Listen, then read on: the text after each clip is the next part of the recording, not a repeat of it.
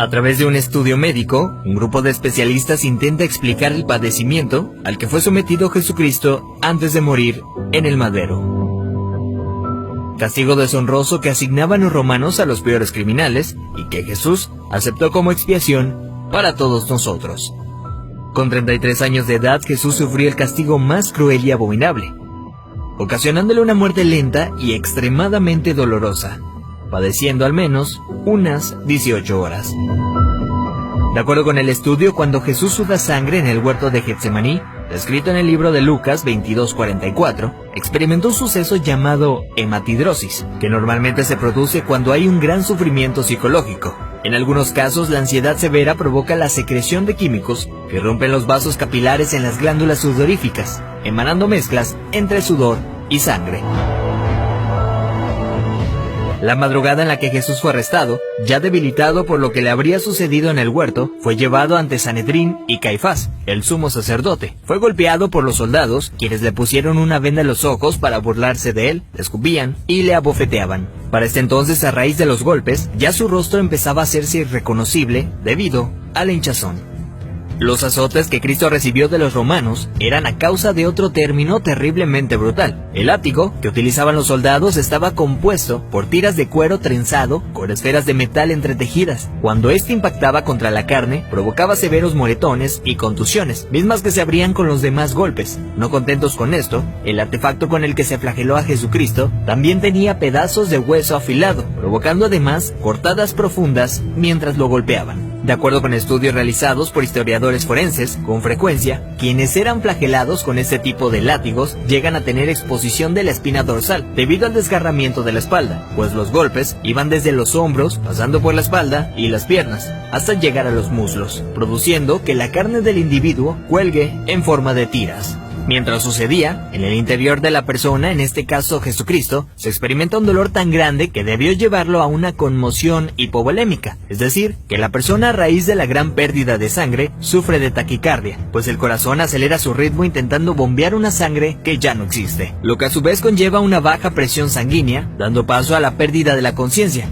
Al mismo tiempo, los riñones dejan de producir orina para mantener el volumen restante. Las personas empiezan a sentir una sed intensa, como reacción del cuerpo para intentar reponer la sangre perdida. Para ese entonces Jesús estaba tan débil que caminar debió ser extremadamente difícil. Aún así tuvo que cargar el pesado madero de aproximadamente 75 kilogramos hacia el lugar de su ejecución. Durante el trayecto nuestro Señor fue humillado, escupido, despreciado por la multitud hasta que se desplomó. Evento que sirvió para que un soldado romano le diera la orden a Simón que llevara el madero un tiempo por él.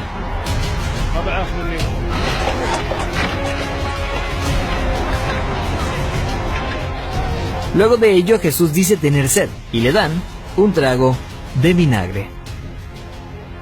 Los criminales condenados a esta pena eran amarrados. No obstante, a Jesús le clavaron de forma horizontal, con las manos abiertas. La vega llamada patíbulum aún no se había unido al madero, colocado de forma vertical permanente. Los clavos que se usaban para este hecho eran de entre 13 a 18 centímetros de largo, afilados en punta, con el objetivo de que éste atravesara el nervio mediano. Al romperse ese tendón y poner las muñecas clavadas, Jesús fue forzado a utilizar todos los músculos de su espalda desgarrada para poder respirar.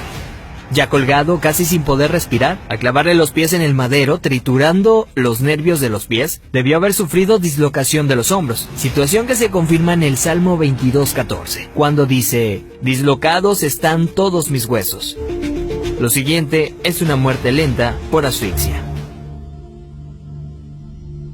Conforme se iba disminuyendo la frecuencia respiratoria de Jesús, entra en lo que se llama acidosis respiratoria. Dicho en otras palabras, es cuando el dióxido de carbono de la sangre se disuelve con el ácido carbónico, lo cual produce un aumento notable en la acidez de la sangre, lo que lleva a que el pulso sea irregular. De hecho, al sentir su corazón latir de forma errática, hubiera sido un indicador claro para Jesucristo que estaba a punto de morir. Y es entonces cuando probablemente pudo haber pronunciado aquella frase: «Padre, en tus manos encomiendo mi espíritu», para después morir de un paro cardíaco.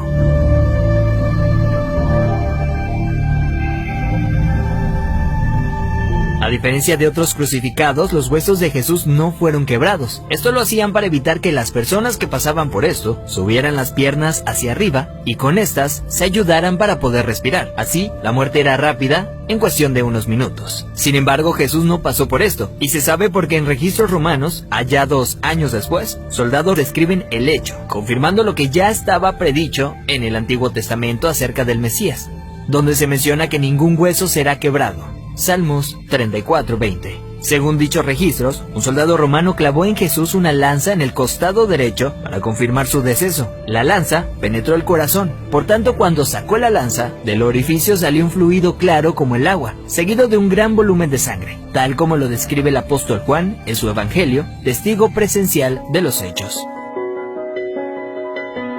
De acuerdo con la medicina, está más que evidenciado el sufrimiento que Jesús fue sometido siendo inocente. Esto es lo que sufrió el Hijo del Hombre para que tú y yo tengamos acceso al Padre y seamos perdonados. Veracidad News.